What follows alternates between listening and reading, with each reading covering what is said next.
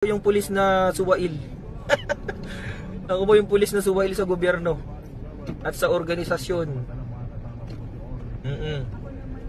Totoo po yun, kasi madami akong hinaing eh. Gusto kong iparating sa taas. Maliit lang tayo eh. Mababa lang tayo, kaya hindi natin maiparating.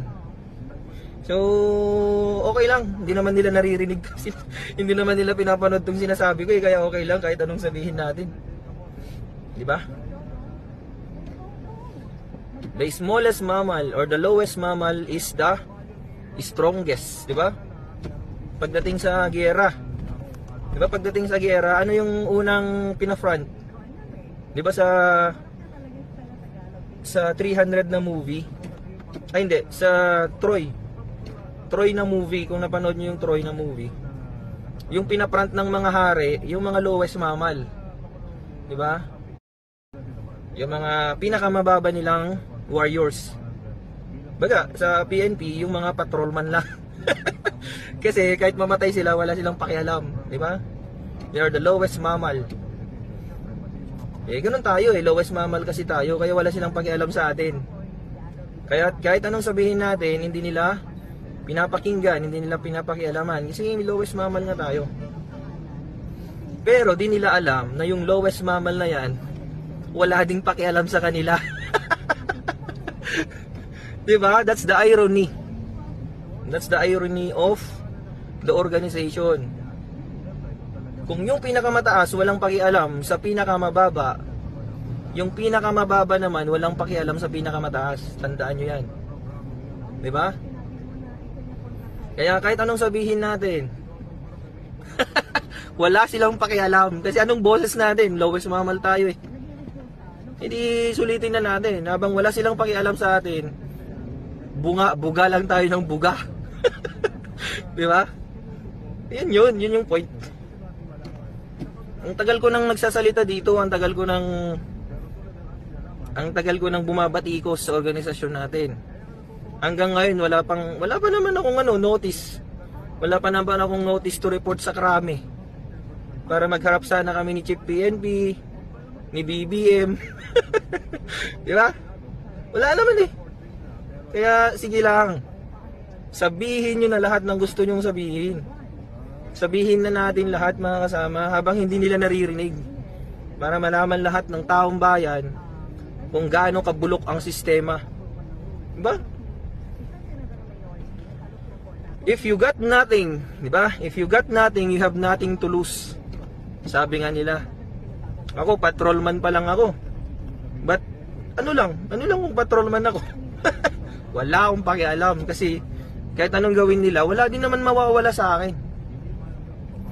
I have nothing, di ba? I've got nothing. I have nothing to lose. Pero sila, mga general sila, they have everything. They've got everything.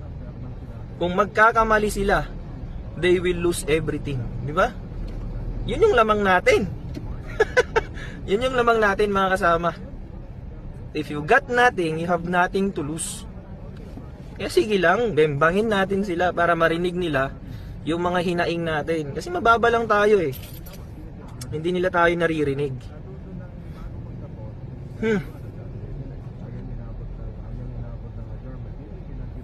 Ito, isa rin tong traffic na to eh. Problema ng Pilipinas yan. Nung panahon ni PRRD, walang traffic, di ba? Alam niyo yan, noong 2019, 2020, 2021. Alam niyo kung bakit walang traffic noon? Siyempre, may pandemic noon. Di ba? May pandemic kasi noon eh. Siyempre, walang traffic. Doon magaling si PRRD. Pinagkaroon niya ng pandemic sa Pilipinas. Alam niyo, plinano niya talaga yun eh. Para tumahimik ang Pilipinas, magkaroon ng reset. Kaya timing din talaga na nagkaroon ng pandemic nung panahon ni Duterte. Tumahiming kasi nawala ang traffic. Nawala ang daming nawala noon. Diba? Nawala yung mga kriminal. Nung panahon ni Duterte, ang daming nawala. Nawala ang mga kriminal. Nawala ang traffic.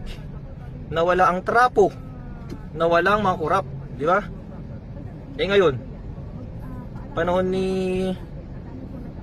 PBBM. Ang daming bumalik.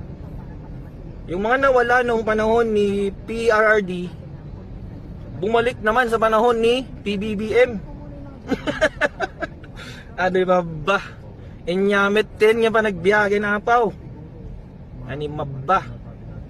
Sa ano kasi yun, sa Tugigaraw, ani mabba. Ano ba yan? Parang ganun. Ano ba yan? Ay.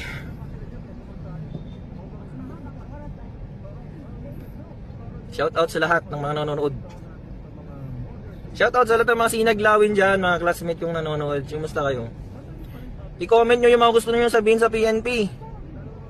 I-comment nyo na kasi ito na yung pagkakataon natin sabihin lahat ng mga hinaing natin, mga kasama. Sabihin natin lahat ng mga gusto nyo sabihin sa organization para marinig nila na meron tayong reklamo. Kasi kung hindi tayo magre-reklamo, anong mangyayari? Aabusuin lang tayo, mga kasama. Diba? Organization yan organization. So kailangan magkakasama tayo. Kailangan